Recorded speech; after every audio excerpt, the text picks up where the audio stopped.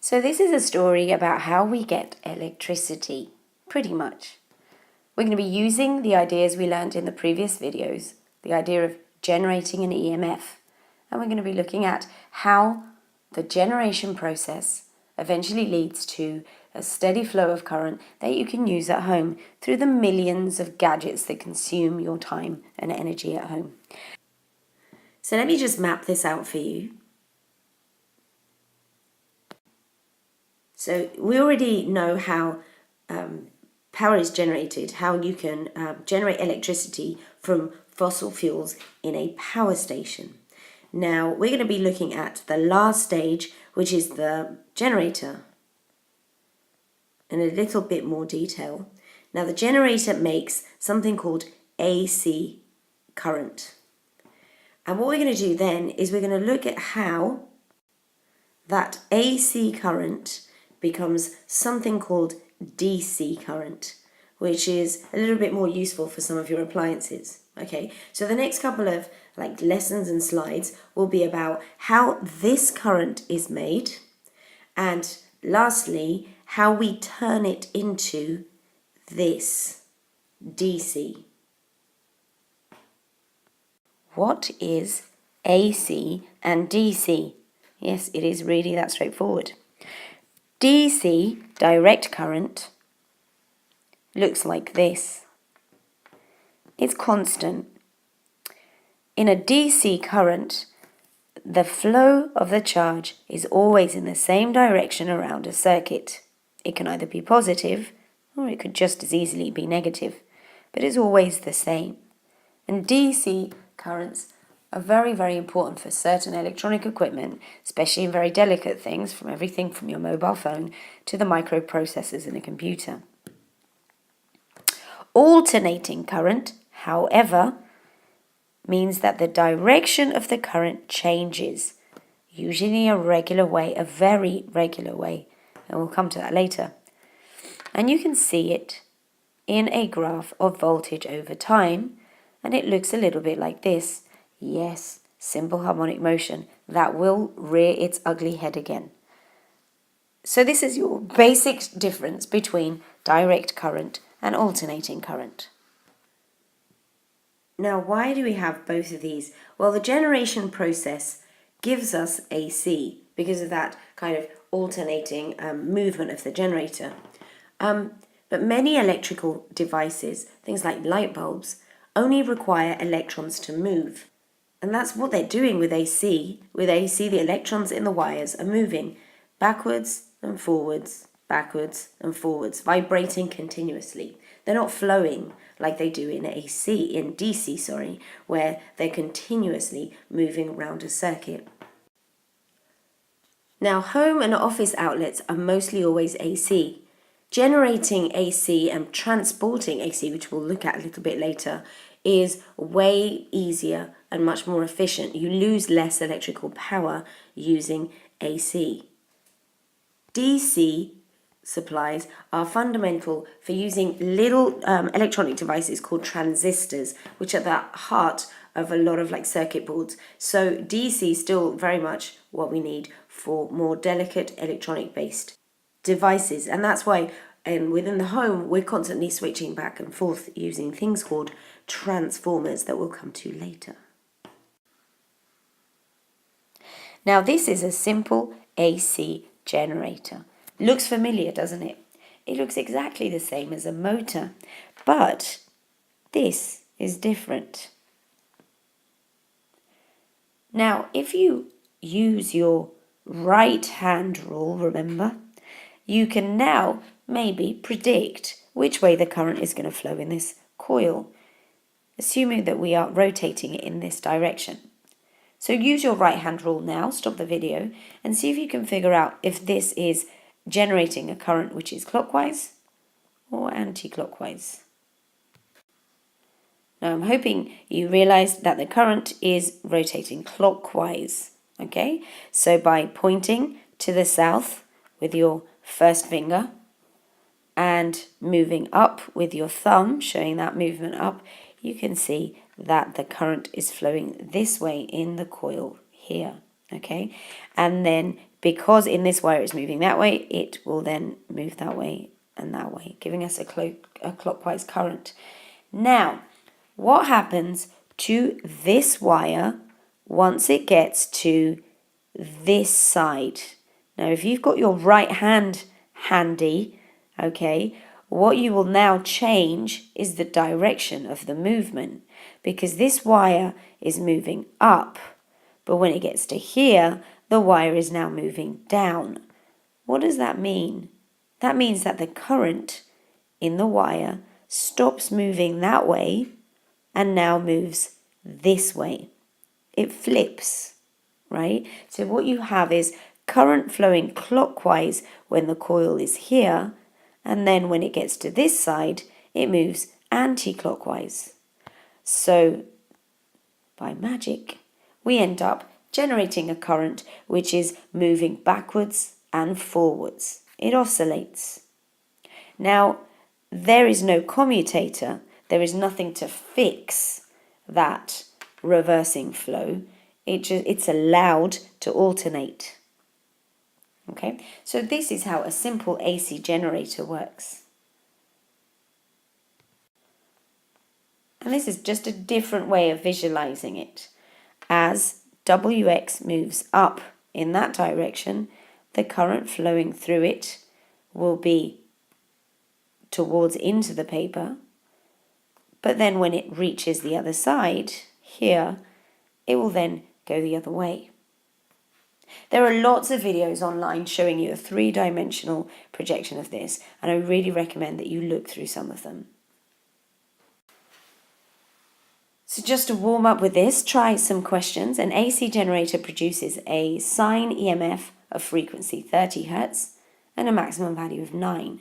So sketch an EMF time graph to show the output of the generator during the first 0.1 seconds, and then add a second line to show the output if the frequency is reduced to 10. Have a go at that. Okay, so the first part of that question, we need to find a period for this wave. If the frequency is 30, then you can find the period using 1/t = f. Okay, so you should get a period of 3.3 times 10 to the minus 2. So if you sketch out a graph there, you have to show what happens for the first 0.1 second. So you could probably you can squeeze 3 waves inside that trace there. Okay, and show your EMF on the y-axis. And then add a second line to your graph to show the output from the same generator if the frequency is reduced. If the frequency is reduced, the period is increased basically 3 times. So you should be able to fit that in now.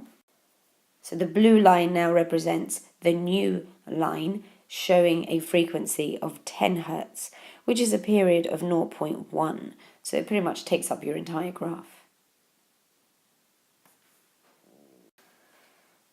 So, we're back to electricity. So I'm just going to quickly review the relationships that you might need in the following few slides. The first one, which is the resistance formula.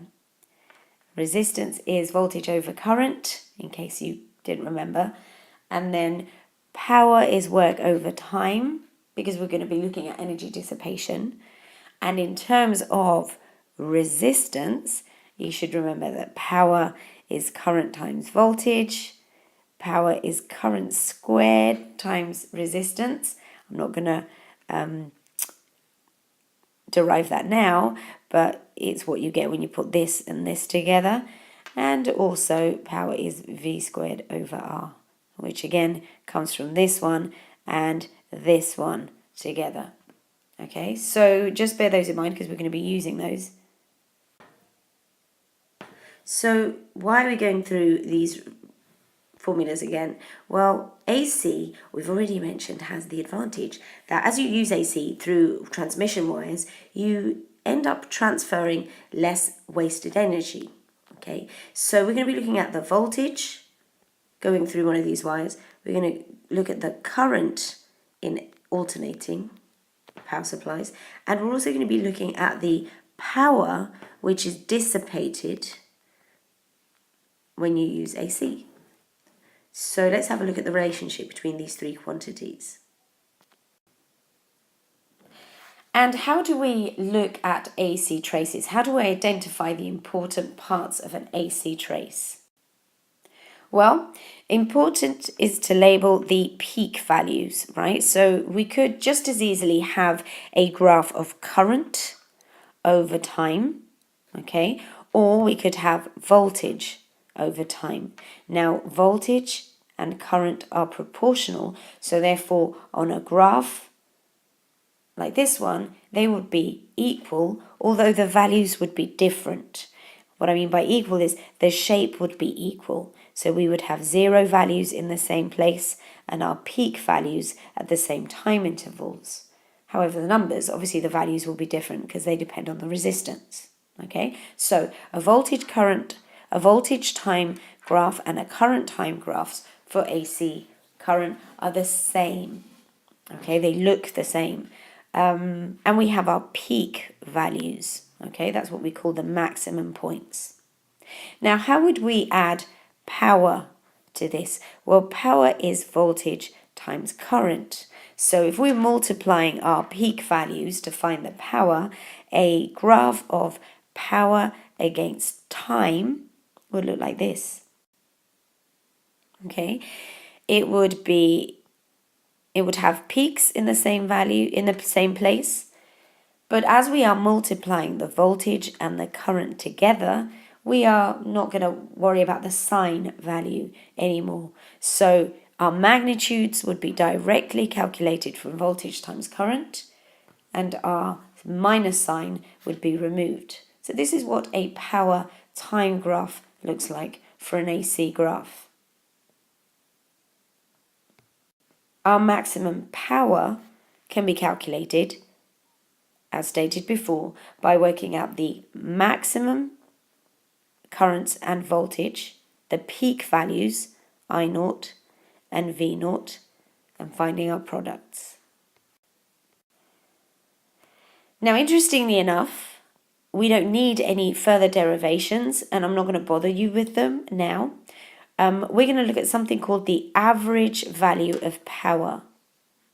Now, the average power in an AC graph is exactly half the peak value, okay? Now, this is because it follows a sine-square relationship, but again, we do not need to get into that, and thank goodness we don't. We just need to use this relationship. Power is a half of the product of the peak values. Okay, so that is a second formula to bear in mind. Both of these relationships, by the way, are in the data booklet. So when we're dealing with AC circuits, what exactly, or what are the magnitudes of power that we're actually dealing with? When we trace out our AC value, it's very difficult to say, okay, what's our average current here? Because our average current here would be a 0 in the middle, okay? So this is not an effective way of telling, right, what is the energy that we can get out of this supply. The actual way to work out the effective current is to use something called an RMS value, a root mean square value. Okay, which is the derivation of which is hellish, and we're not going to go into it because you don't need to know it. It gives us a value which is equivalent to a meaningful, effective current, which we're going to put through our resistor. And it's also equivalent to, what if we were using DC? What would be the equivalent DC value that would give us the same power as this AC input? So it kind of gives us both of those pieces of information. So the RMS value, let me make this a little bit bigger now, is the rating given to an AC alternating current or voltage. You could do this with voltage too. And it's the same as the value of a direct current that would dissipate power at the same rate. So we have our peak value. This is your maximum value, your peak, which is not going to be the most effective way of measuring the amount of power that you're going to get from a supply, because that only happens twice in a cycle.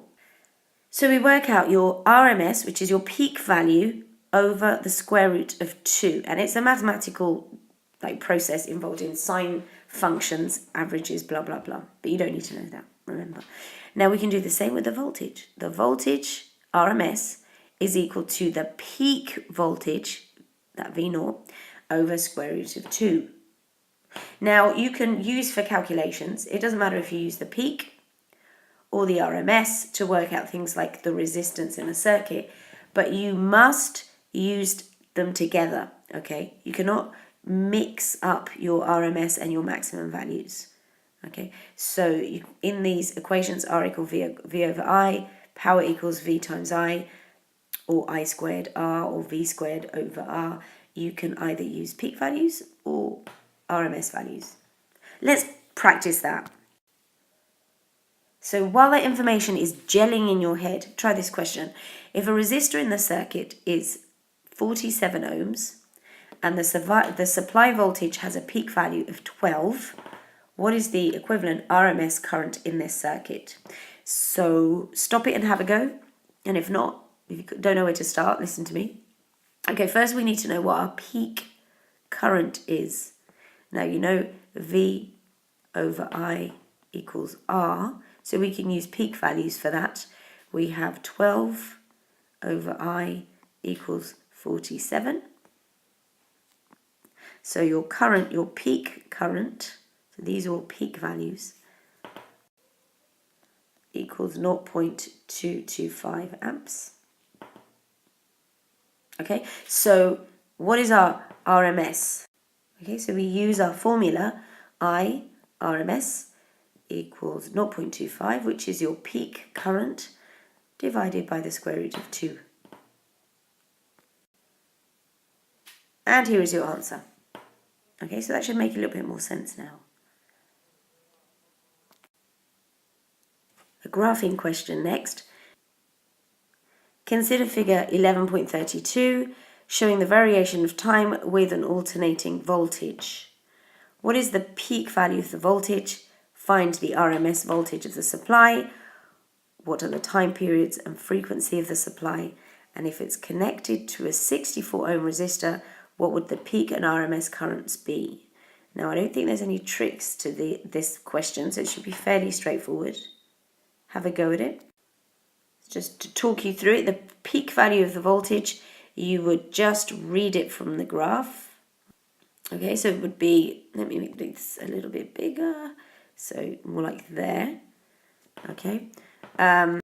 Once you have your peak voltage, you can then use VRMS equals peak voltage over square root of 2 using 6, making a right mess of that. Okay, so you would use the 6 volts peak voltage to work that out. The period and the frequency of the supply, well, the period, this is a voltage time graph, so the period would be the time for one wave, okay, which looks like 80, but always check the axes, times 10 to the minus 3. Okay, so that's seconds, and that would be your period, and then your frequency would be 1 over t. Now, if it's connected to a 64 ohm resistor, then you could use your voltage over current equals resistance, and you would use your peak voltage value of 6 to work out the peak current value using a resistance of 64. And exactly the same, we could either then, if you have your peak current, use IRMS equals peak over square root of 2, or you could use this formula again to find the RMS value of current. So check your answers. Hopefully you've got this right now. And let's move on. Okay, so before we go on to the transformer, probably a good time for a brain break or something. So go for a run, a walk, a cup of tea, whatever it is you need to do. and let's get back to it. Are you ready? Okay, so this is a transformer. And what a transformer does is it takes your voltage, your AC voltage, and it does something to it. It can either reduce it or increase the value of the voltage. So we have 3 basic parts to a transformer. The first part is something called the primary coil. So we've got the word primary in there, and this is a coil. And then you've got your secondary coil, okay, which is over here. Now, the way that it works is it either steps up voltage, increases the voltage, or it steps down the voltage. That means it takes the primary voltage and reduces it. Now, how do we know which is which? Well, the output voltage depends entirely on the ratio between these coils. And we'll look at that in a bit more detail now. Okay, so if you want to change the value of your primary voltage, how do you do that? You manipulate the ratio of coils. And here we have some fascinating pictures of transformers. Now, transformers are particularly useful in stepping up. So when you got your power station and the AC is made, what we do then is we step up the AC voltage. We make it much, much, much higher so we can transport it through the power lines. Now, we'll look into why that happens a little bit later, but there we step it up. So we have like some hefty transformers that make the voltage high so it can be transferred around the country through these power lines. But then when it gets to your house, we need to step it down considerably, otherwise it will just blow up all your appliances. So we have transformers next to your house that step down the supply, and then when it gets into your house you also have like various transformers for each appliance. Okay, so this is where we tend to find them. We tend to find them as part of the grid system when the electricity is being transported around the country, as it gets close to communities and houses, and then actually inside the home. So how does the transformer actually work? How do we induce a current? So let's start at the beginning. If we look at the primary coil, what's actually going on here? Well, through the primary coil, you get alternating current flowing through here. Now, do you remember way back when we were talking about inducing an EMF? Let's do a bit of review. We talked about the 3 ways that you can induce a current in a wire. The first one was that you could move a magnet around a wire. So if your wire's here, okay, if you moved this magnetic field, lifted it up and down or left or right, or whatever, in any way, as long as the wire could cut the lines, then you would get an EMF. So the first one was moving the magnet. The second way was to move the wire. So if you left the magnet fixed, but you started moving the magnet up and down into the paper, then that would cut the lines and that would also induce a current. Now the third way, which we haven't really looked at yet, is if you, instead of using a fixed magnet like this one, if you were to use something that is varying the magnetic field. Now a good way of doing this, for example, is using alternating current. If you have a coil which has alternating current flowing through it, you're going to get a current that's moving backwards and forwards. And so you're also going to get a magnetic field. Remember, current has an associated magnetic field. So if this current is changing, then the magnetic field is also changing. So your magnetic field around the wire is going to be following this pattern as well. And so therefore the flux lines will be continuously cutting this wire and generating that EMF. So that's your third way, and that's completely relevant to what we're doing with transformers. So back to our explanation. In alternating current, we produce a varying magnetic field. So our current here is continuously changing, and so therefore our magnetic field is also continuously changing. So this iron core, the soft iron core, carries the varying magnetic field over to the secondary coil. So this secondary coil has a magnetic field which is varying going through it. Now the secondary coil experiences a varying magnetic field which then induces an EMF. Now important to note, the current does not flow from here to here. The current stays in the wire, and that this would not work with DC current. Can you think why? Okay, the reason why it wouldn't is if you don't have a varying current, you don't have a varying magnetic field, and so therefore you don't get induction in that second wire. But where's the maths, I hear you asking? Here it is. It's actually really easy formula to use, which is on the data booklet. Just basically the ratio of the coils gives you the ratio of the voltages. So the secondary coils, or the number of secondary coils divided by the number of primary coils, will give you the secondary voltage over the primary voltage. And that's it. So just to remember then, a step-up transformer will make your voltage higher. Okay, so you can see an example here. So you've got 5 coils here and 10 coils. So you're increasing the number of coils here. You're making the voltage much higher. And then on a step-down transformer, you are decreasing the number of coils because you're decreasing the voltage. So transformers are highly efficient, not perfect obviously because nothing is, but because there's no actual mechanical parts or nothing's moving against each other, they are very effective. You can increase the efficiency by using thicker copper wires which have lower resistance. You use something called laminated iron core.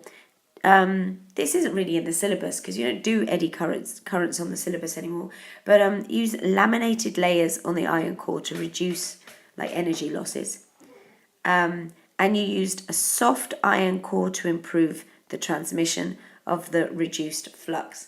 Now this is to do with the fact that a soft iron core is with reference to the ability to change its magnetic information.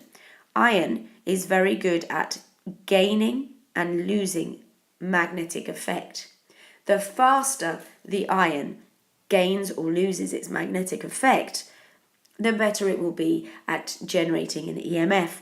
And we call a material that's good at doing that soft. So in effect, we can get up to 99.5% efficiency. Okay, but when you're doing calculations, it's easier to think about 100% efficient. So this is the fantastic world of the perfect physics IB question. 100% efficiency is assumed when we're using this relationship. Now let's talk about power. Power, as you already know, is current times voltage. And if we're assuming 100% efficiency, the power in is going to be equal to the power out.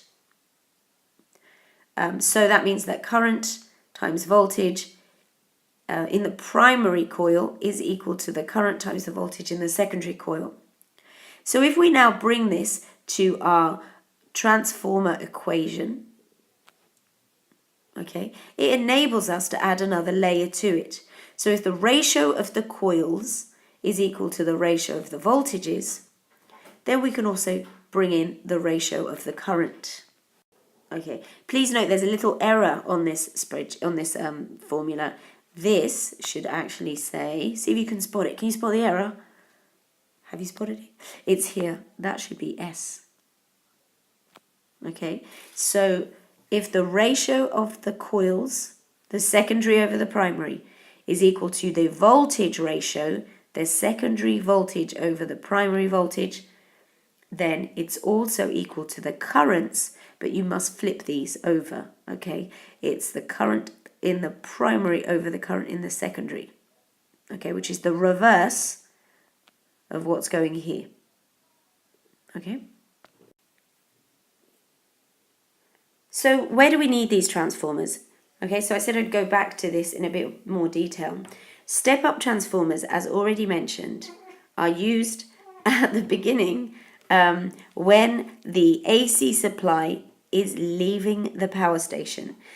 So why do we do that? Because power is transmitted at a high voltage, and if you have a high voltage, then you have a low current, and this reduces power loss through the heated wires. Okay, by increasing that voltage, you're reducing the current and reducing the loss of power through the wires. That's important. That's pretty much the definition that you have to learn off by heart. Okay, once it gets close to private consumers, then you step down your supply.